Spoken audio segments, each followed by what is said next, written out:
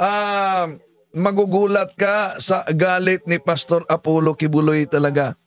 Sa grabing galit niya sa mga miyembro na di makaabot sa kota. Nyo, nga naamo diya sa Amerika. Kamoy akong isaligan, kay kunuhay warrior mo nga parehas na ako. Mga buutan mo, mga... Yung nasa Amerika, yun ang sabi niya, para sa kanya mga warrior. Yun. At anong sabi niya? Kayo mong mga agi. Magaling ang kanilang mga ginagawa. Tapos makadungong kong report pariwani, blackmail ko ninyo. Mga yawa mong tagko. Grabe. Mga demonyo kayo. Ang bigat. Miyembro niya yan. Miyembro niya yan. So, grabe talaga. Tuloy natin mga kapatid. Kung gibati karon nga inyong gitaya, isa ka mali sa usa ka grupo diha, makulangan ang atong goal. Ako ang malubag ana. Yon. Pag di maabot yung target nila sa koleksyon, lalo na dyan sa Estados Unidos, si Pastor Apollo Kibuloy ang mananagot daw. Tuloy natin ito sa susunod mga kapatid. Mabigat itong pahayag niya, no? Ako'y mutubag ana. Ako ang nakataya ang akong pangalan, nakapirma ko ang mga cheque. May nakalagda siya na cheque umano. Kaya dapat maabot yung kuta. Nakapirma ko sa bangko. Dahil nakalagda siya ng cheque sa bangko. Inyong ibutang, kadelikado sa... Saan siya ilagay? Napakadelikado umano niyan. So, kaya, isip-isip na kayo mga kapatid. Ganon siya magalit sa kanyang mga miyembro na voluntaryo na naniniwala na siya ang appointed son of God. Ha? Oo. Kapag meron dating miyembro niya to. Itong isa sa kanila na hindi makadala ng goal nila. Sige, sandali ha. Rinig muna natin itong komentaryo ni Arlene. Parinig natin komentaryo ni Arlene. At ipatuloy. At sasagutin ko muna itong isang pari na tumatawag sa akin. Talagang nilalagay si Kibuloy sa alanganin. Kaya, yun nga, sabi niya, nagmumura na si Kibuloy. Narinig niya yung mura niya. Hindi ko na lang sabayan yung kanyang mura, pero naririnig niyo yun. Na itong mga to ay dapat talaga they deserve death, no? Dahil sa hindi pagdala ng kanilang goal. Akong kahintang na ako'y kapirma, niya nagsalig ko sa inyong hanga, inyong buhaton ang inyong bulaton, ingon ng mga worker diha. Bantay mo sa akong gibati karon sa mga nagapapalibag-bag diyang kapabugat, imbis na mutabang sa grupo, imbis makig-usa sa grupo, sila na hinuon ang nahimo mga babag sa grupo. Ang akong gibati karon, dili ko ni makitas na wong. Pero kamong duha, amot na payuban ba diri, pero kining duha, kining Judith Adasa kanang gihimo, dapat giurong na kagabi ba? Dapat patay na kakaroon sa physical ba? Ikaw mo. Imagine, sabi niya, ito daw si Judith Adasa, dapat namatay na yon nung gabing yun. Physical death. Imagine, dahil sa ginawa kasi nga, yung mga cheque, yung mga transaction na pinirmahan na ni Kibuloy ay hindi na-coop up yung kung magkano man yung amount na pinirmahan niya dahil itong mga workers na ito ay hindi naibigay yung kanilang mga goal. Kaya nagtataka si Kibuloy, bakit buhay pa ito? Grabe. Ito ka, ikaw kung Olivera ka, maugya ko na imong agi diha. Kaya nagunod-unod ka, ang imong utok na puno sa unod. Ang rekomendasyon diri sa tuwa, wapo kayo mo, wapo ng mga seller, makakuha sa goal. Ikaw kung santusa ka, maugya ko. So guys, unod-unod, na-mention he mentioned unod-unod. Ano ba ibig sabihin yan? Yung unod-unod, yung laman daw, ibig sabihin, itong mga workers na ito ay nagkaroon ng involvement sa opposite sex. Kunyari, nagkaroon sila ng relationship. Yan ang unod-unod na ibig sabihin ni Kibuloy. Pero siya, guys, ay libre siya sa mga unod-unod.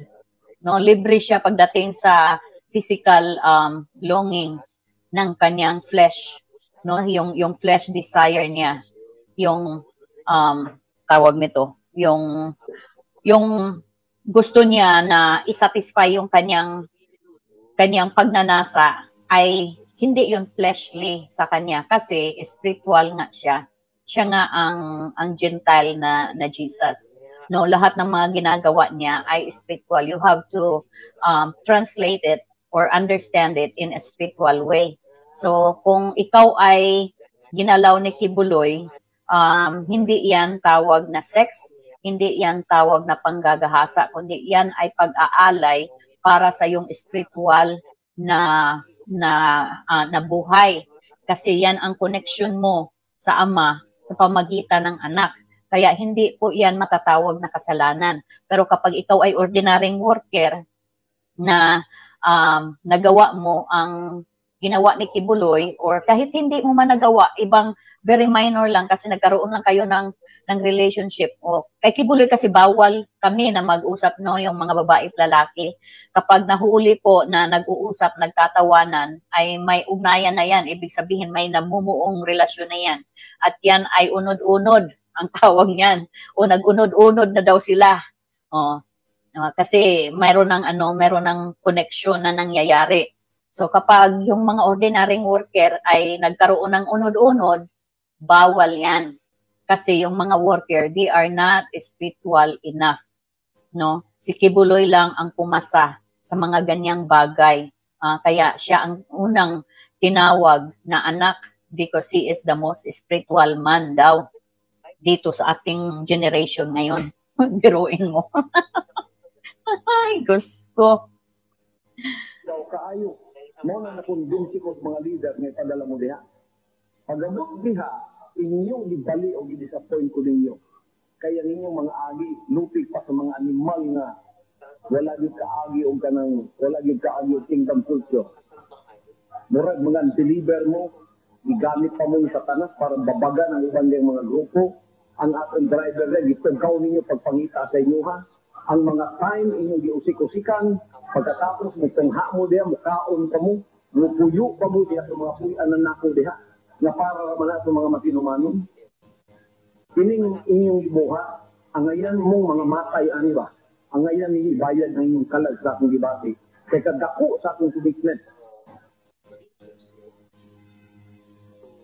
So ang laki daw ng kanyang commitment, yung ginawa ng mga workers, kulang pa yung kanilang mga kaluluwa ibayad sa ginawa nila kay Kibuloy na hindi pag-submit o hindi pag-coop up ng kanilang goals at the end of the day, no? So yung kanilang souls at kanilang katawan ay not enough para kabayaran sa disappointment ni Kibuloy at that time. Grabe. Dako sa akong commitment aning project para mahimaya ang amahan. By faith, nagalakaw ko. Yan ang igubano-bano sa kuwang pagtuo. Yan mga tulibag. By faith daw. Naglalakad daw siya by faith. Ibig sabihin, he expected already. He believed that everything that he think about or expected will be delivered to him at that time when he wanted. No? Yan ang ibig sabihin niyan. Banday mo, tunga-tunga, binuangan banday ko ninyo. Bahala kung sa inyong buhaton liha. Basta kay at the end of the day, ang inyong goal nakuha ninyo. Musubra pa untain nyo para ako malipay ko diri nga makatulog kong maayo nga akong pagsalig diha. So dapat daw, mag-exceed pa sila sa kanilang mga goals. Para daw siya ay makatulog sa gabi. Kasi kapag hindi sila nag-exceed sa goals, hindi siya nakakatulog, guys. Kapag na-coop up mo lang yung quota mo, you are just following the order. yet. Oh my God, grabe to si Kibuloy. Kaya guys, please subscribe sa ating channel. Okay, patuloy natin. Oh my God.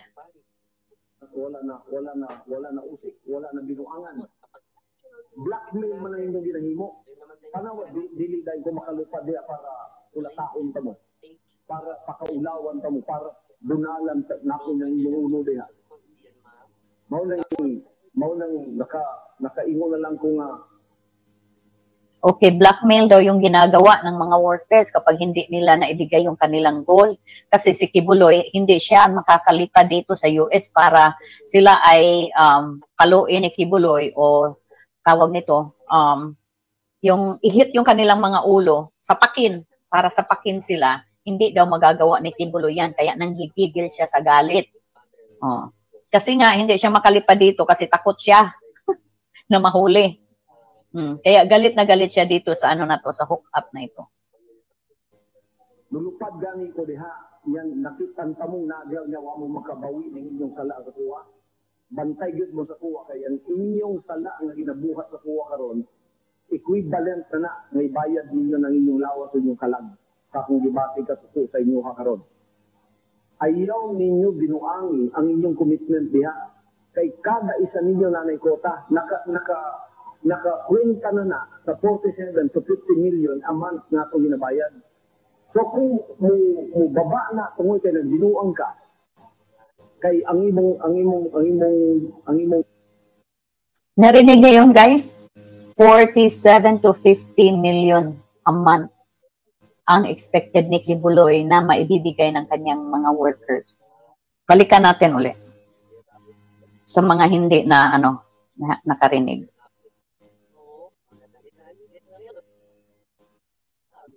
Ulataon ta mo, para pakaulawan ta mo, para dunalan na ako ng inyong ulo diha. Mao nang nakaingo na lang ko nga lupad gani ko diha, yan nakitan ta mo na diha nya wa mo makabawi ning inyong sala sa kuwa. Bantay gyud mo sa kuwa kay ang inyong sala nga ginabuhat sa kuwa karon equivalent na may bayad ninyo ng inyong lawas inyong kalag sa kung gibati ka sa inyo karon. Ayaw ninyo binuangi ang inyong commitment diha kay kada isa ninyo nanay kota nakakwenta na sa 47 to 50 million a month nga itong ginabayad. So kung mo baba na tungkol kay nagbinuang ka kay ang imong utak ipagamit nimo kay Satanas kay Lucifer. Ako imong patubagon na amot sa mo panhaw na ko si tingkay isay mo take over sa imong lugar. Ingrid pa na ako kay siya mo take over sa imong lugar, siya mag-raise of funds diha. O kaya ako imong panhaon para lang dili ko maulawan dire. Para lang akong commitment sa mga contractor dire, dili ko maulawan. Ako imo anha para mag-raise of funds. Mao na imong buta sa bot. Mao bitaw nagsaliko kay gwapo kay rekomendasyon dire, gwapo kay mong mga rekomendasyon dire. Ang ako lang gipangayo o sa inyong goal kada. So ano daw ba ang gusto ng mga workers na ito? Bakit hindi nila maibigay yung kanilang goal? Gusto daw ba nila na papuntahin doon dito sa Amerika si Tessie Dandan, si Ingrid Canada para sila ang magsulisit? O kaya si Kibuloy mismo para siya ang magsusulisit? Yan daw ba ang gusto ng mga workers na ito? Kaya hindi nila binibigay yung kanilang quota, yung kanilang mga goal? Hindi naman daw kasi yung mga gawain na yan ay para sa kanila, sa mga workers. Hindi yan para sa mga administrator katulad ni Ingrid Canada at ni Tessie Dandan at ni Kibuloy. Kasi sila nga ang mga boss. Inyo nang buhaton kay mahimo man gyud na ninyo o gininyo himuon. Nakatutok mo sa inyong ginahimo kay mga warriors mo. Mga workers mo kauban nako wa man tay lain bulaton diri, wala man tay lain gihimaya diri. Wala naman tay lain asikaso, wala naman tay lain agenda sa kinabuhi. Kung dili mo tuman sa kabubutong samahan, unyang kabubutong samahan, di pa nag-usahan na to. Karon pinakadakong project na itong yatubang, dili ta maka-afford na ay magbinuang bisan usa sa inyo diha. Nga dayo pag yung kayo mo kay dili ta mo madesisyonan dayon kay kinsa ikuli sa inyo ha. Magbinuang ang tamong pariwana, naamoy kapuli. Naamoy reserve natay substitute nga kapuli dayon sa inyo ha. Mahalang asa mo maglaroy-laroy. So ang akong sulti ani na So sana daw, kung itong mga workers na ito ay hindi kayang ibigay yung kanilang daily goals, sana daw ay makahanap na agad ng kapalit. Ang nangyayari kasi wala silang ipapalit sa mga workers na ito. Kasi nga, yung immigration kasi dito sa US, no, nakatutok na sa kanila. Kapag ikaw ay galing dyan kay Kibuloy, denied na. Kaya nahihirapan si Kibuloy na magpadala ng mga panibagong workers dito para lumikom ng pera, para mag-share. Alam niyo yung share? Ang share, ibig sabihin, solicit yan. Yan yung code na ginagamit nila. Okay, so natatagalan tayo sa pag-usap sa pare ng Butuan. So maraming salamat, Father, no? So yun, narinig niyo yung paliwanag ni dati itong miyembro ni Pastor Apollo Kibuloy. So ayan po mga peers, sanay kapupulatan po natin ito ng aral, at kung nagustuhan niyo po ito, please like and share, ibahagi po natin sa mga kakilala po natin, and please don't forget to follow and subscribe po ng ating YouTube channel, Mr. Curious Catholic. Muli po, this is Mr. Curious Catholic, kasama po ninyo sa pagtatanggol ng ating simbahan. Pro Deo et Ecclesia. Sa Diyos po ang lahat ng kapurian. Hello mga kapatid, follow and subscribe Mr. Curious Catholic. Marami tayong matutunan, mapupuno po yung ating isipan sa mga katotohanan. Dahil ang katotohanan na magbigay sa atin ng tunay na kalayaan. God bless. hello mga kapatid, inanyayahan namin kayo, huwag niyong kalimutan mag-subscribe sa kay Bro Dance Oberio, Mr. Curious Catholic. Marami kayong matutunan sa pamamagitan ng pagsubaybay niyan sa pagsagot sa pananampalataya na inaatake ng ating mga kapatid sa iba. Yung pananampalataya, and they are not only attacking the teachings of the Catholic Church, but proselytizing the good numbers of the Catholic. At sa pamamagitan sa pagsunutin niyo nitong Mr. Curious Catholic, Facebook page and YouTube channel, dami ninyong matutunan. Isabuhay natin ang ating matuto. Pro Deo et Ecclesia.